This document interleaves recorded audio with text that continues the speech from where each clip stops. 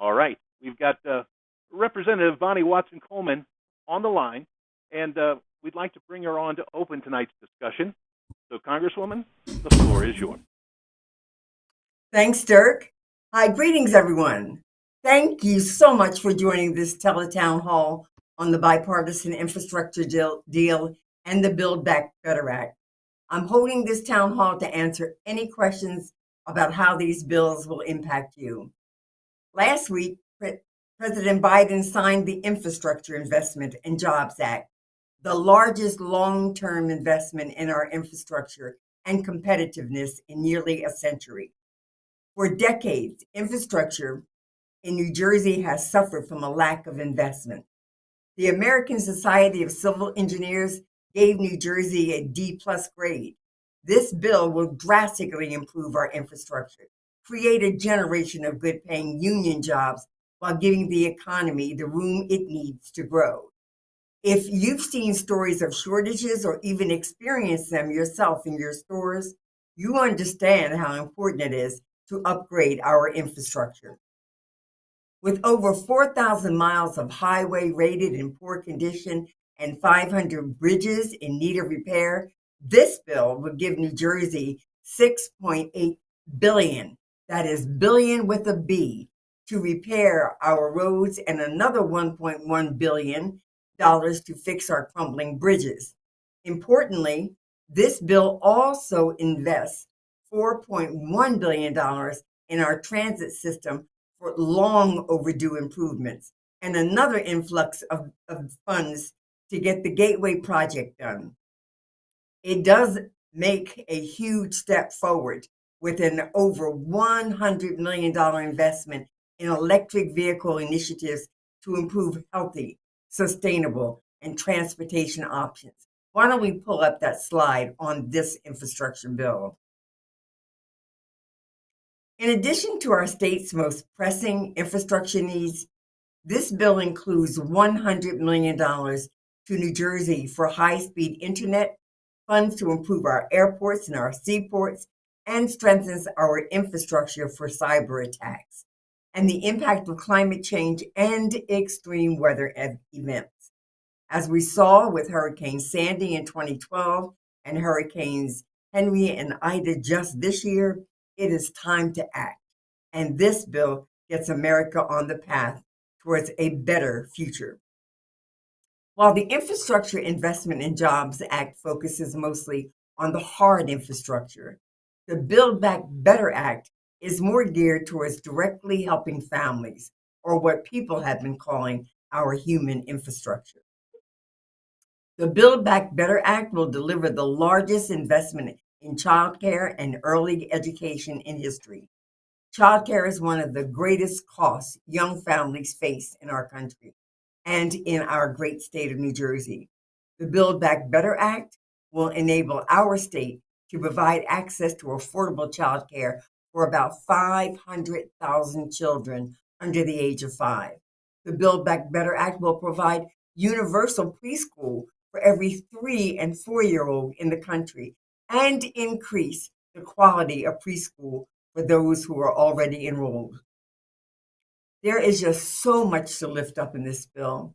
The single largest investment in our clean energy economy, more affordable higher education for 122,000 New Jersey students on Pell Grants, more access to free school meals for an additional 177,000 New Jersey school children, more rental assistance, an expansion of Medicare to cover hearing, and the extension of the child tax credit, which since the spring has cut childhood poverty in half.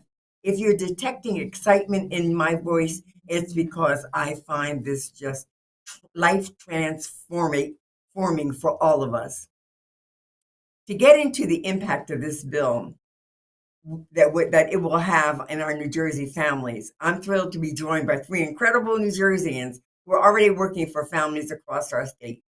Joining us today is Sue Altman, the Executive Director of New Jersey Working Families, Kevin Brown, the Vice President and the State Director of SEIU 32BJ, which represents over 13,000 service workers in the state, and Peter Chen, Senior Policy Analyst for New Jersey Policy Perspective.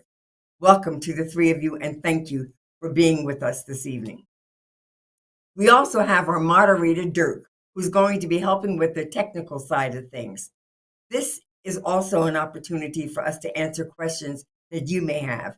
Members of my staff will be taking your calls so that you can ask questions to our panel. So welcome, everyone. Sue, Miss Altman, I'd like to start with you. Sure. The Build Back Better Act aims to help regular working families make ends meet. What are your organization's priorities, and what do your constituents need most and expect from and hope that Build Back Better will address? This is a great question. And the answer is almost everything in this package is extraordinarily transformative for New Jersey's working families in particular. I think some of the ones that our constituents have talked the most about are the childcare. I mean, it is no secret to anyone in this state, if you have children, how expensive childcare is. This is something that costs New Jersey families almost a quarter of their annual income, $15,000 a year, which is an extraordinarily high amount of money. And what this does is contribute to a pay gap between men and women. That means that women are returning to the workforce 24% less than men returning to the workforce. And I'm sure I don't have to tell any woman on here who was at home, trying to work from home while their kids were here during the pandemic, how much of an arduous journey that was. And Build Back Better will help with that, which is incredible. And then the second thing around children and childcare is that this bill will expand universal pre-K to include a much bigger number of New Jersey children, 3 and 4-year-olds, which is extraordinary. It costs almost $9,000 to send kids to preschool currently, and this bill will expand access to almost 128,000 little kids, which is just extraordinary. So there's so many good things in this bill. But I think for families who are trying to get back on their feet after the pandemic, taking care of childcare is really at the heart of it. And what's so great is that our congressional leadership here in New Jersey has really led the way with this in the conversation. And we're so happy to see it in the bill. Thank you. The whole issue of childcare is so vitally important to New Jerseyans. It's a very expensive state to live in and to work in, and ensuring that families' income are not gobbled up in paying for childcare. I think it is our hope, certainly it went with the bill that went to the Senate, to limit the percentage of your family income that would have to be spent on childcare. And I think that it is somewhere around 7.5% or 7% of family income. Peter, I guess you'll give us a little bit more insight on that. But just the idea that we're paying attention to families and their collective incomes and their ability to work and take care of their families is so vitally important. Thanks, Sue. Hey, Kevin, I'd like to get to you now. I want to know, because you represent one of the largest unions that includes a lot of caregivers and frontline workers. I want you to give us your perspective on your priorities that are included in the Build Back Better agenda here and the legislation that we successfully passed in the House and sent to the Senate as it relates to your union members and their families. Kevin, you're muted. You have to unmute. Sorry about that. Thank you, Congresswoman. It's an honor to be here. Our union, overall, we have 175,000 members on the East Coast, and here in New Jersey, 13,000. And most of them are Black and brown essential workers, janitors, doormen, security officers, school food service workers, airport workers. And I'm very proud to be here with you supporting the Build Back Better framework. It's absolutely critical to our members, to working families, that this bill now that it's passed the House, get through the Senate. You have been a champion on this bill, Congresswoman, and those of us of the working class of New Jersey, really appreciate your leadership. And so I hope everyone on the call can join me in that. The pandemic has really shined a bright light on inequalities in our country. Communities of color have disproportionately been affected in every aspect, from unemployment to access to health care to even the death rates from COVID-19 are living proof of all of those issues. As Sue spoke about, child care, in addition, home care, education, health care, housing, immigration, and climate change continue to be huge topics of conversation. And there have been a lot of political promises, but now we feel it's really time to take action, as the House has done. So our agenda at the Union is really about social justice and equality. Build Back Better has sweeping significance for working people, for immigrants, for young parents, as Sue spoke, the elderly, our children who will inherit the existential crisis of climate change. And we recognize that the bill that passed the House did lose some critical provisions, including the direct path to citizenship that voters wanted and that immigrants without status and those with temporary protective status and DACA needed. However, even so, the immigration provisions in the House package can and therefore now must pass the Senate to ensure that we have a historic degree of protection that will allow immigrants and many statuses to live far more freely as they continue to fight for full inclusion in our society. In order for our members who are parents to go back to work, as Sue said, they must have reliable, affordable childcare. Working parents need that to be able to make ends meet. The Build Back Better plan would actually add 500,000 young children to be able to gain access to daycare. That's a lot of children in our country. The climate change provisions are unprecedented. It will set us on a path to meet the country's climate targets. It will also create good paying union jobs and advance environmental justice. This is really a literally life and death issue, and it's about saving our planet. Now that the bill is passed, we got to get everyone in the Senate to pass this bill. And as we move to continue to recover from the post-devastating pandemic that the vast majority of us have ever seen in our lifetime, we must build back better.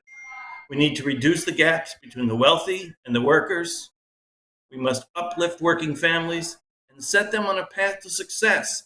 Everyone in society deserves an equal chance at success, and this bill, this huge bill, is part of that. It's our duty to level the playing field and make New Jersey and our country a great place for everyone to live in and prosper. Thank you, Congresswoman.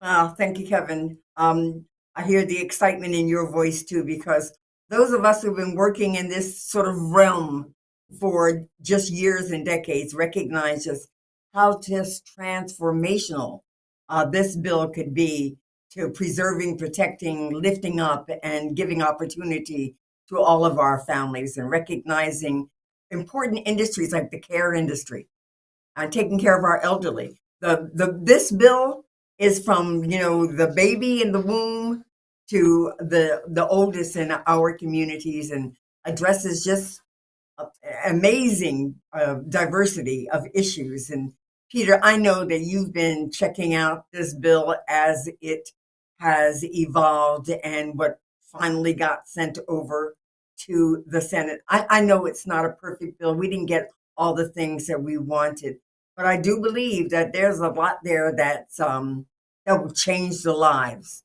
and the predictability and the sustainability of the family infrastructure, and gives us the ability to work on things that are included but in this bill here, but maybe not to the degree that we'd like.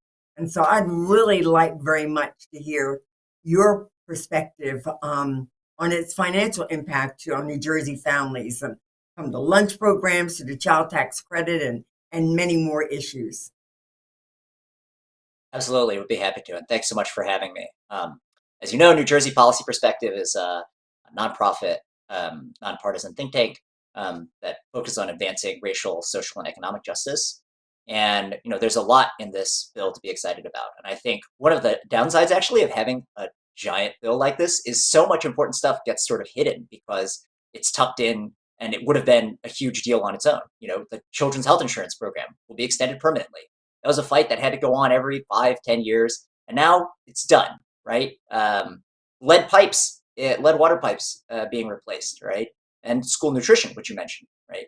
New Jersey is a state where 1 in 10 children live in a food insecure household, and now hundreds of thousands of kids in New Jersey are going to have access to school meals, going to have access to summer meals when school is out of session, and that's just going to be a huge benefit. But I want to focus on 2 main parts of the Build Back Better package. The first, folks have already mentioned, which is the childcare components. Childcare eats up an enormous amount of budgets in New Jersey. I say, as a parent of a 2-year-old myself, I can vouch for this. But I also want to say that the percentages that are often cited are averages, right? Whereas we know that the percentage of income that goes to childcare for households that are low income, and that's about like 1 in 3, 1 in 4 families in children in New Jersey, those costs are double and triple those of the percentage of income that's eaten up is way higher than it is for the higher income brackets. So if you're under 200% federal poverty level, so about $50,000 a year for a family of 4, you'd be paying 30-40% of your income to childcare alone. And that's just backbreaking for so many families. And this bill, as the Congresswoman correctly noted, limits the costs to 7% of family income when it's fully implemented. But that will take some time. But again, the benefits will largely accrue to lower income families to start off with before full implementation in 2025. But I just want to highlight that this is, for infants and toddlers, the average cost of childcare in New Jersey is $15,000 a year. Just think about the kind of weight that is on a family budget, especially for families that are often at a fragile point in their finances. They're at critical points in their career, and now throw in pandemic, right? The other piece that I wanted to highlight was the child tax credit. So this has been probably one of the biggest policy successes in anti-poverty measures in like ever.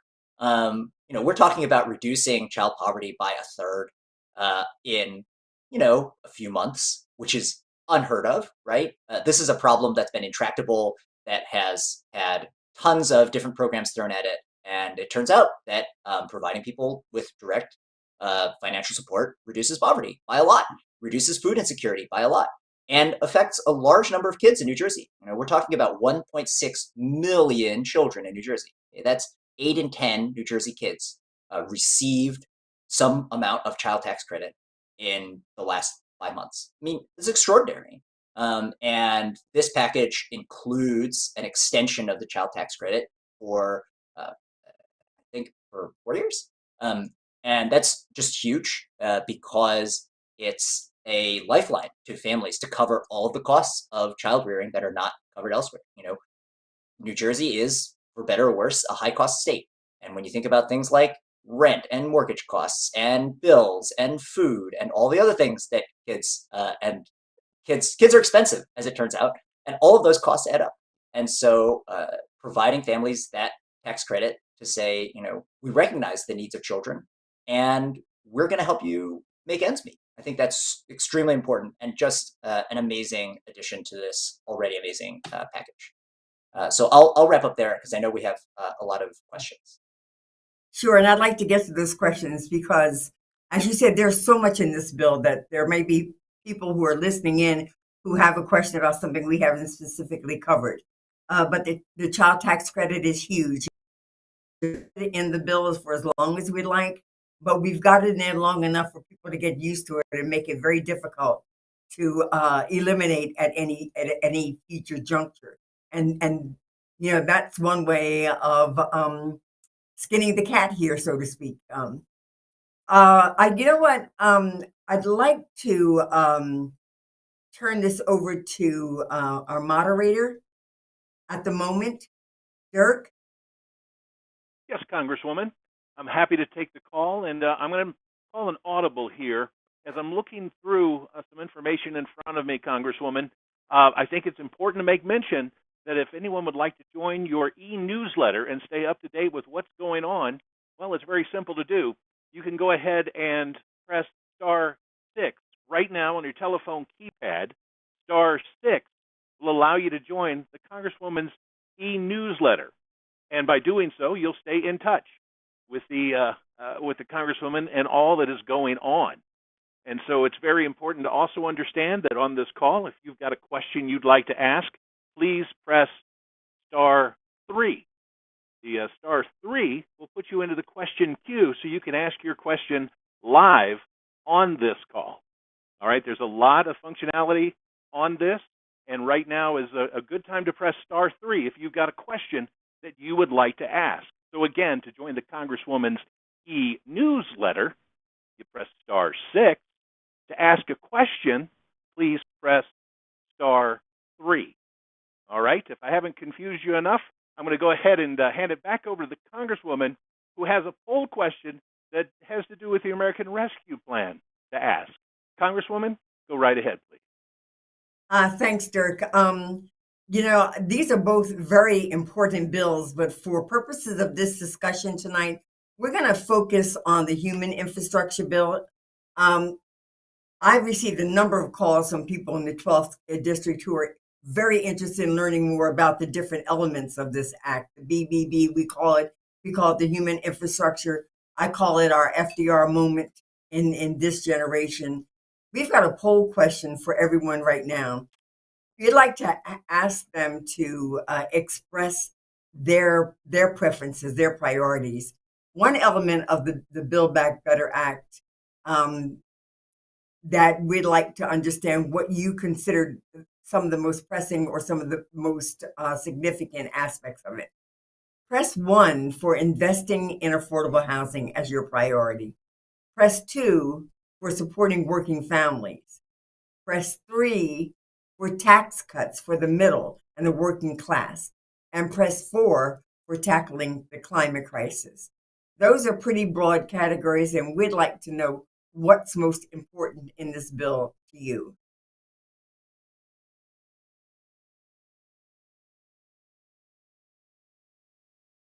All right, Congresswoman, I notice that people are answering the question. It's very important that people use the key that corresponds to their answer on their telephone to answer.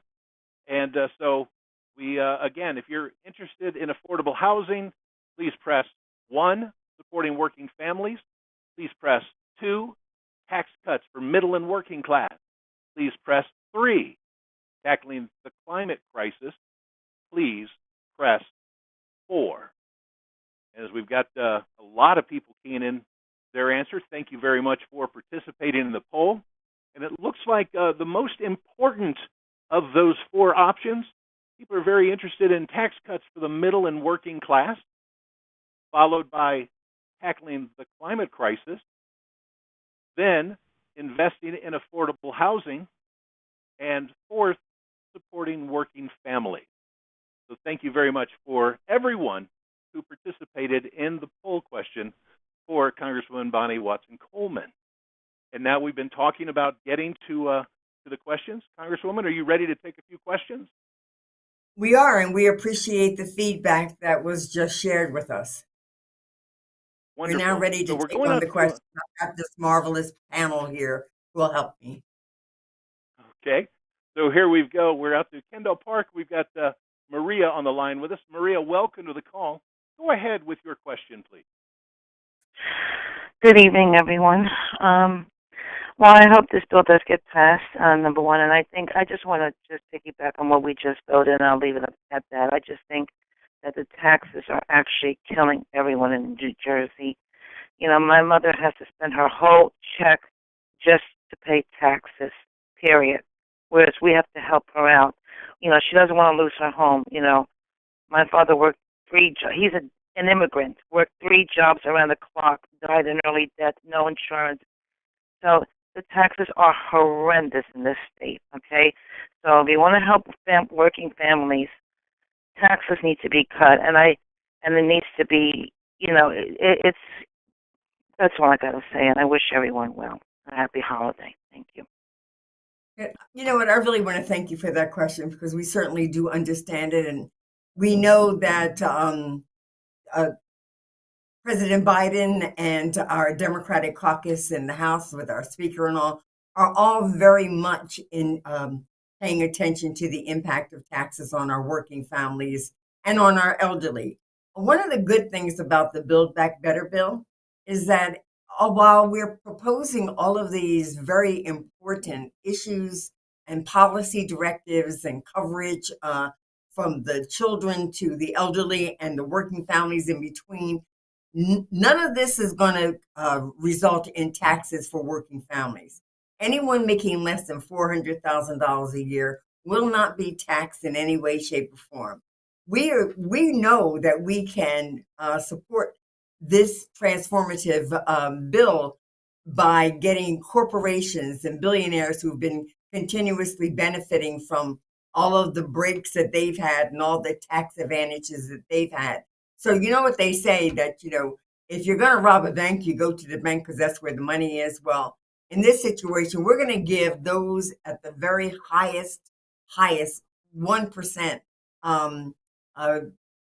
wealthy individuals an opportunity to do what they should do as part of our democracy, and that's to pay their fair share. And we're going to ensure that corporations that benefit from being selling their wares and having their products make them so very wealthy in this country, who pay no taxes, that they're going to be given this wonderful, blessed opportunity to pay their fair share in taxes as well. And hopefully, when our economy kicks off better and people are back to work and salaries are rising and consumers are purchasing and costs are contained, even your mother will find that it'll even be better for her to be able to make her way in this state.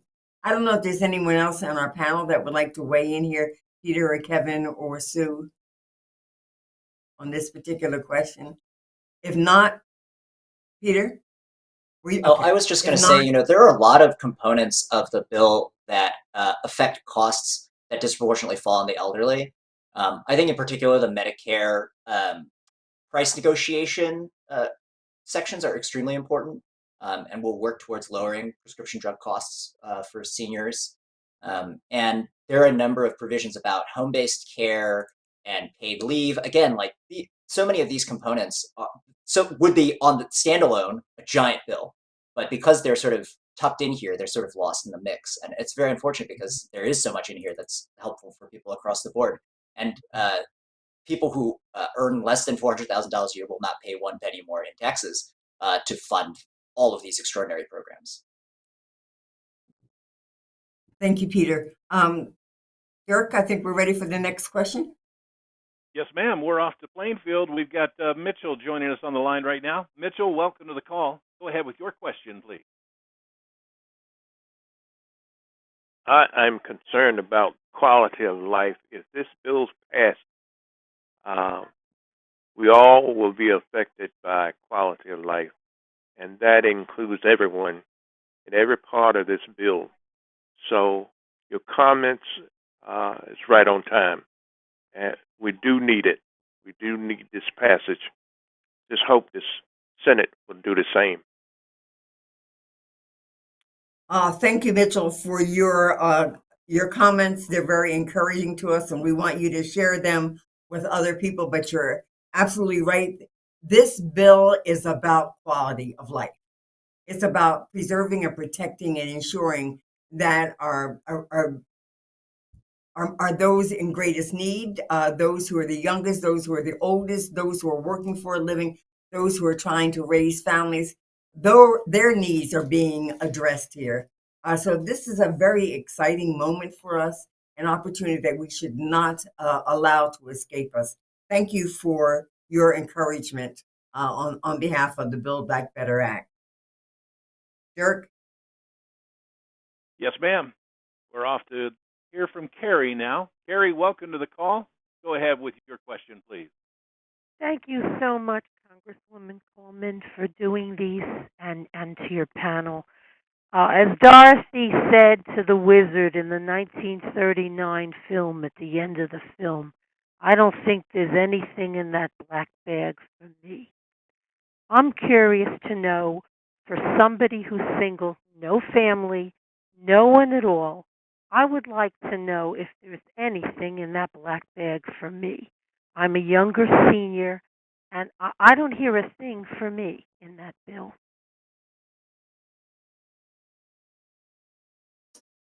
Well, I'll tell you, I don't know what your circumstances are, but I know that there is an extension to access to health care. There are subsidies that are made permanent now in the Affordable Health Care Act. There are hopefully the lowering of costs associated with the implementation of many of the policies will result in lower cost to you as you choose to purchase things. There is a part of this bill is about containing the costs of prescription drugs. Part of this bill is about expanding Medicare.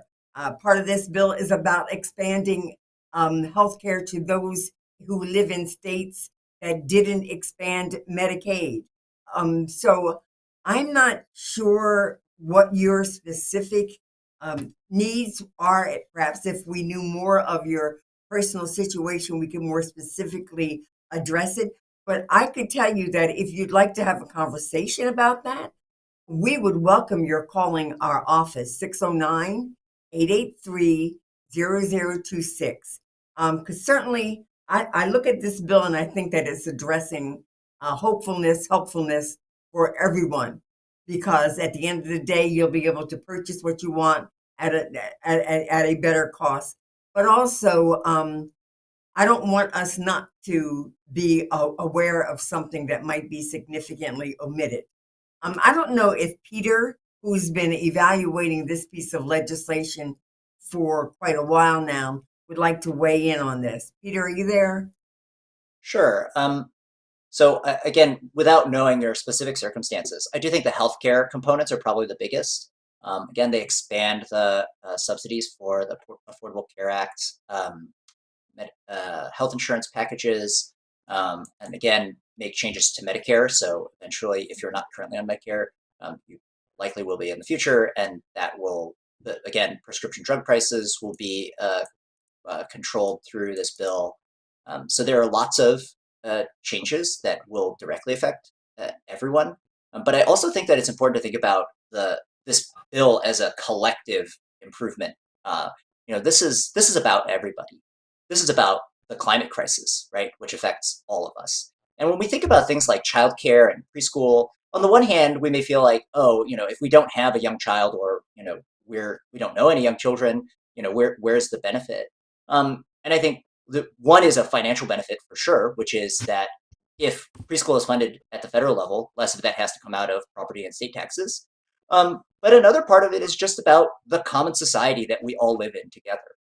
I think there is a strong value in saying, like, we're all society, we're all in this together. And even if there's not specific benefits for me, there are benefits for all of us that spill over. And again, I will say that there are lots of things just tucked into this bill that on their own would be substantial. So, improving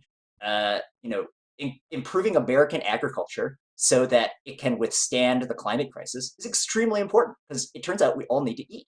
But that's just one tiny, tiny part of this giant bill. And so when we think about what are the values here, it's really about saying all of these things matter because we as a society are one big community and we all matter. So I think although there are probably portions that directly benefit you, and again, I think reaching out to the Congressman's office makes a lot of sense. I think it's important to think about this as a lifting all boats, and that we all sort of rise together.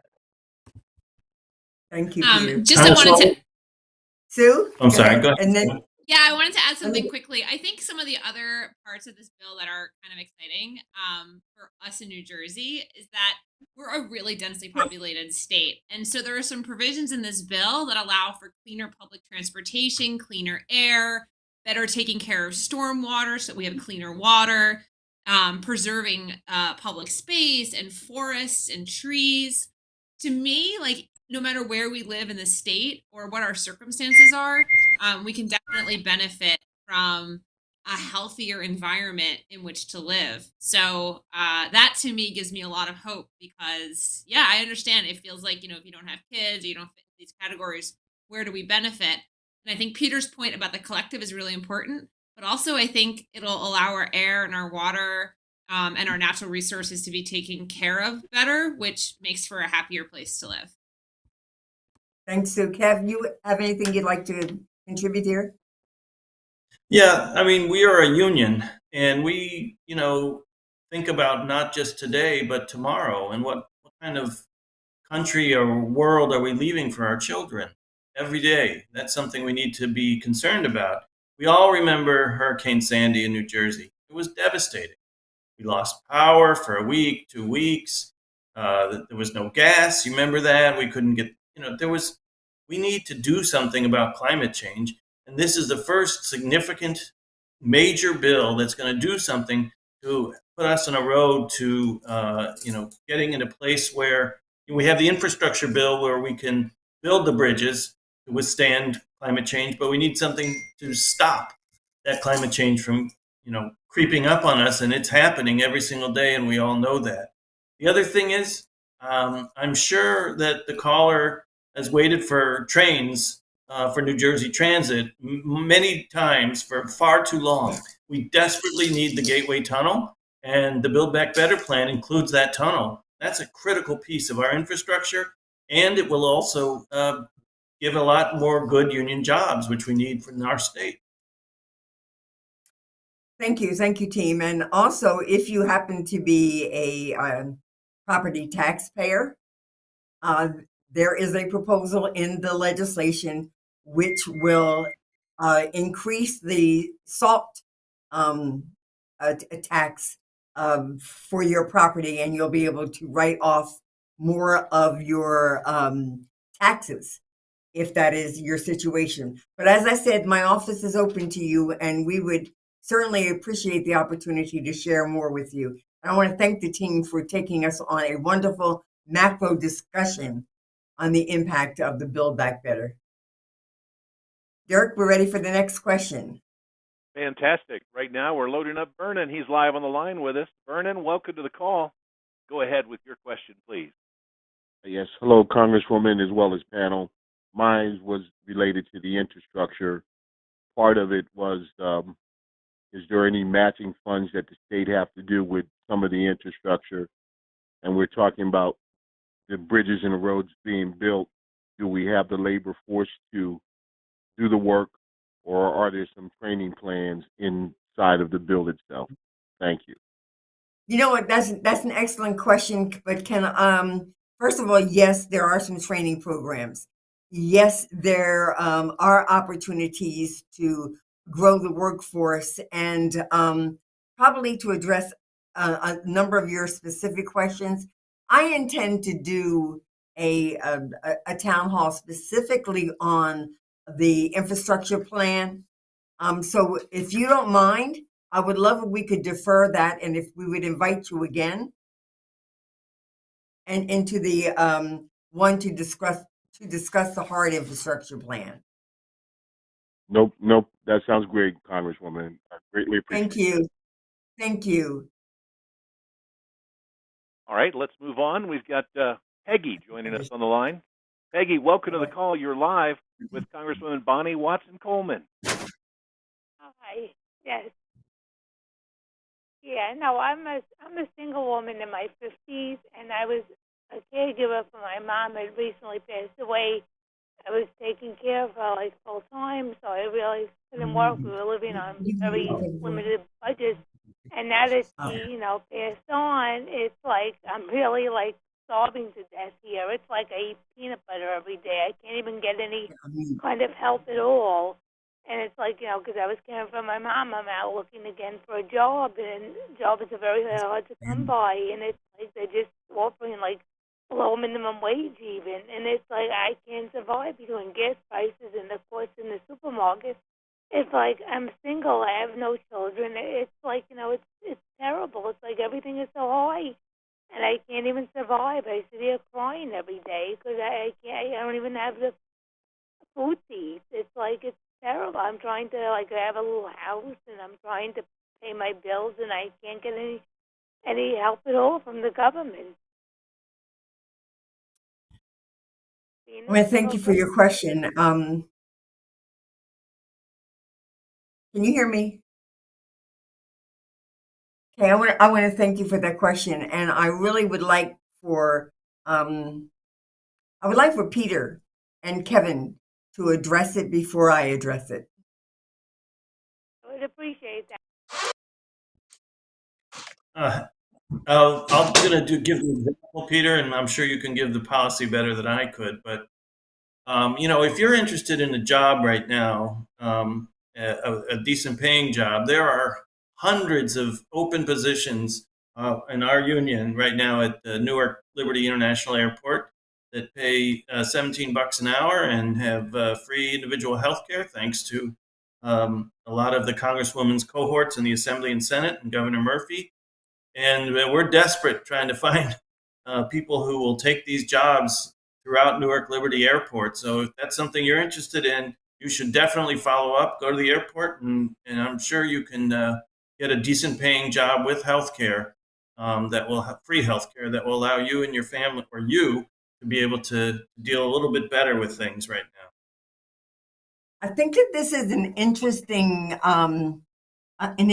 shift for workers, where there are more advertised jobs than there are workers, and it's an opportunity for workers to sort of leverage the significance of their being available in the workforce, and that's a good shift, because it has been an employer's market. I think it's more of an employee's market now.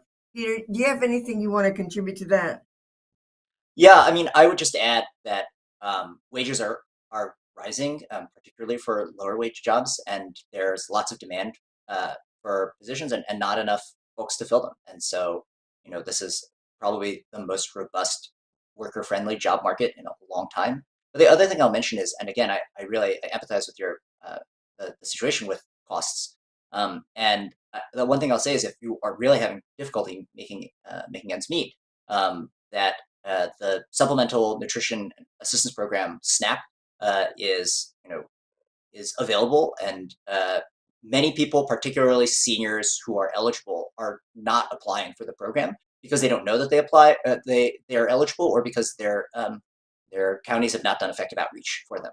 So I encourage you to reach out to the local the county social services agency, which is able to link you with a variety of resources, especially if those costs are really getting out of control. And that applies to things like utility bills and other assistance programs, as well as rental assistance if that's a need. So if I want to extend to you the opportunity, as I did to the other caller, if you can reach out to us and have a longer conversation, a more specific conversation about what your needs are and how they're not being met, perhaps we could be more specifically directing you to the various programs that do exist. So we're 609-883-0026. Thank you for calling, and best wishes to you, and allow us to help you. Please call us. So real quickly, Congresswoman, before I bring on the next caller, I think that it's important to make mention there have been so many people that are looking to join your e-newsletter. We have set up a new way so that you don't have to wait in a long line. You can stay active in this call. If you would like to join the Congresswoman's e-newsletter right now, all you need to do is press 1 on your telephone keypad. Again, just press 1 on your telephone keypad. It will get you in so you can then become a member of the list in the e-newsletter and stay up to date with the Congresswoman and what she is doing for you. So I think it's very important that you press 1 to join the Congresswoman's e-newsletter. And now we'll go ahead and get back into the callers. We've got Darlene from Somerset. Darlene, welcome to the call. Go ahead with your question, please. Hello, thank you. Thank you, Congresswoman Watson Coleman and the panel for doing this, because I think it's important to get the message out to everybody about what this plan is about. And the more they learn about it, the more I think they'll be receptive to it. Now, what I was concerned about is, as a unionist, I want to know if there is something in the plan that would encourage states, I know New Jersey's good at this, but utilizing unionized workers to implement the Build Back Better plan with the construction and everything like that, because that is not only important in growing a unionized workforce, but it's also, those people are the ones who are represent a large amount of the workforce, the working class in not only New Jersey, but in the United States. And I think it would be a twofold in benefit of that. Thanks for that conversation. Thanks for that call. And I'm sure that both Kevin and Sue Altman were very happy to hear that. You know that we most recently passed the PRO Act in the House of Representatives, which is an encouragement, an opportunity, an elimination of barriers for unionizing. The president speaks on this all the time about the benefit of both the hard infrastructure and the soft infrastructure plan, the BBB, providing good union jobs. It is our intention to create an environment in which it is easy to become a part of a union. It is easier for the union to grow. And when we have demands on the sort of salary levels and benefits associated with the jobs, it's easier for people to realize that collectively becoming a part of the union is the way to go. And so this is a pro-union administration. This is a pro-union Democratic caucus in the House of Representatives. And so your question is spot on. I don't know if Kevin and Sue would like to add anything to that, but I think that they too will agree that we're moving in that direction. We want to make it easier and better for families and for unions. Yeah, absolutely, Congresswoman. Absolutely, Congresswoman. You know, before the call started, we were chatting, and you know, you had referenced FDR, Franklin Delano Roosevelt, and that this is one of the most important bills since the whole slew of bills that were passed during the New Deal under Franklin Delano Roosevelt's plan. And President Roosevelt said, if I were a worker, I would join a union. And this bill not only has union construction jobs, but additionally it addresses the service sector, really for the first time, I think, maybe in our country's history, both in the home care sector and in the child care sector, to provide good union jobs. And we are extremely excited that the needs of service workers, most of whom child care workers and home care workers are people of color, essential workers, are specifically addressed to be able to become union members under this bill. It will be transformational to working people and to service workers in our country. And that's another reason this is so critical to get through the Senate. Thanks, Kevin. Sue, do you want to add on anything, or Peter, either one of you? No, I think Kevin said it and you said it as well. I totally agree and right on. Yeah, I just mentioned that specifically in the home care sector, there are provisions that would encourage and allow encourage home care workers to be educated about the benefits of unionization, and that's one sort of component that can help lead to this historically low wage sector to become unionized. So just that's something to keep an eye on. And I think that'll be important moving forward to just sort of provide those those sectors with the information they need to decide whether to unionize or not. Thanks, Peter. Dirk, I think we have time for another question. Yes, ma'am. Looking at the clock, it looks like we have time for just one more. And that honor goes to Ronnie in Monroe Township. Ronnie, welcome to the call. Ray. Go ahead here. with your question. Hi. I'm Hi. a senior. I'm a senior in Monroe Township, and I want to know what the chances are of Senators Manchin and Sinema passing this bill. I congratulate the House for doing it. I congratulate the President for doing it, because as one who's been hiding on COVID for quite a while now, I've been watching MSNBC and CNN, and have many anti-Trump books that have come out, and I'm just so glad that President Biden got in as President of the United States. But I want to know what our chances are of, because of the lobbyists, mainly with Senator Sinema, and because Manchin has so much interest in coal and wants to block immigration laws. I want to know what are your chances of getting this passed.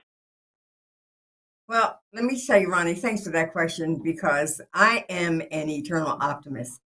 First of all, I really believe that there are things that have been going on behind the scenes that we don't necessarily see that represent negotiations with the Senate. Had there not been any negotiations with the Senate and concessions on the part of both of the senators, we wouldn't have gotten as far as we got in passing the Build Back Better bill. And we wouldn't have gotten as far as we did in the House in passing the bipartisan infrastructure bill, because there were those of us in the House that wanted guarantees that we would get a Build Back Better bill passed in the House and over to the Senate, and that there was an excellent chance that we're going to get a Build Back Better bill out of the Senate. Now, having said that, I'm sure there's still going to be some, fraying around the edges, some negotiations taking place. This is not the perfect bill that we wanted going over to the Senate. It's not going to be a perfect bill that passes the Senate and comes back to us.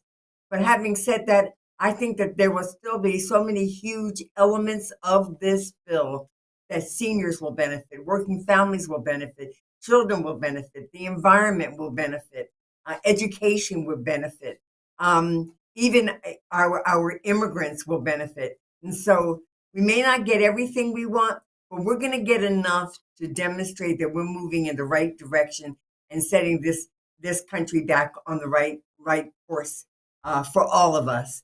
I don't know if anybody, if Kevin or Peter or Sue would like to weigh in on this.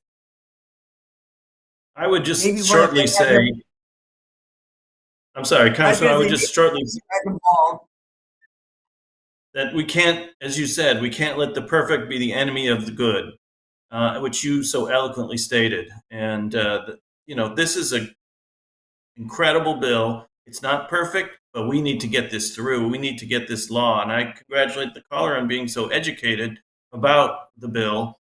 We do have to get Senators Sinema and Manchin to vote yes, but I am convinced, because I am the eternal optimist as well. You have to be a trade unionist.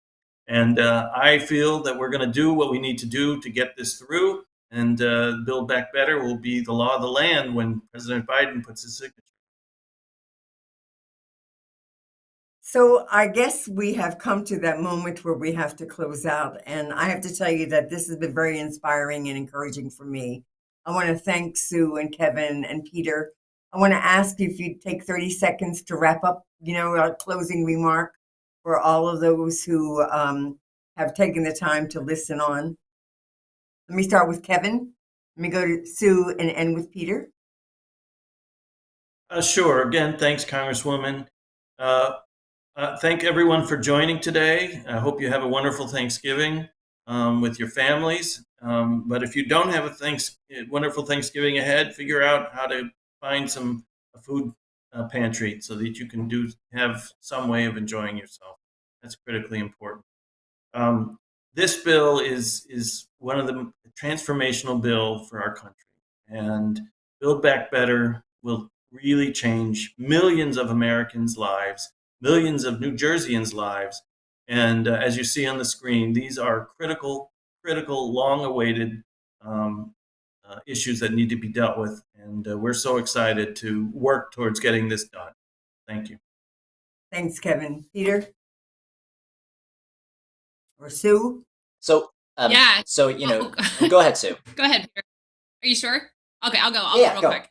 I want to thank everyone who decided to join tonight. There's a lot of things you could be doing with your time. I think it's an incredible testimony, a testament to the strength of our democracy, that folks are tuning in to really engage with the material of a historically important bill and to be involved in politics all the time, not just when it's election season. So to that, I completely applaud everyone on this.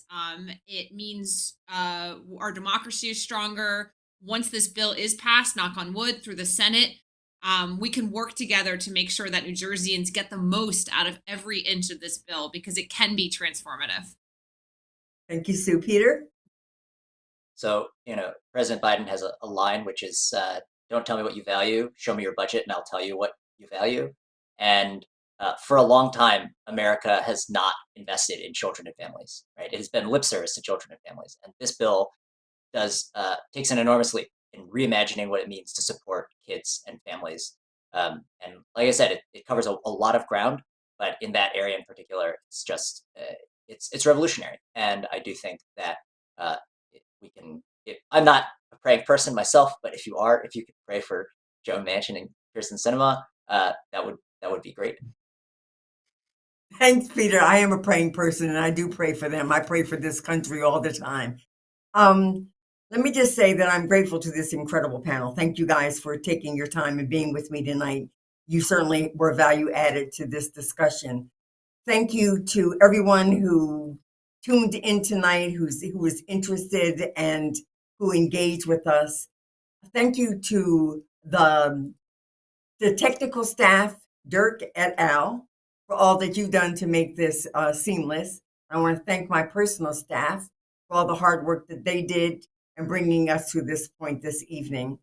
If you have not been able to get to us, if you've not been able to get your question answered, please reach out to us and we will be delighted to have that conversation with you. Have a happy Thanksgiving. Be well. Make sure everybody around you is vaccinated and you be vaccinated. Stay blessed, and I'll pray for you. You pray for us. Thank you, and God bless.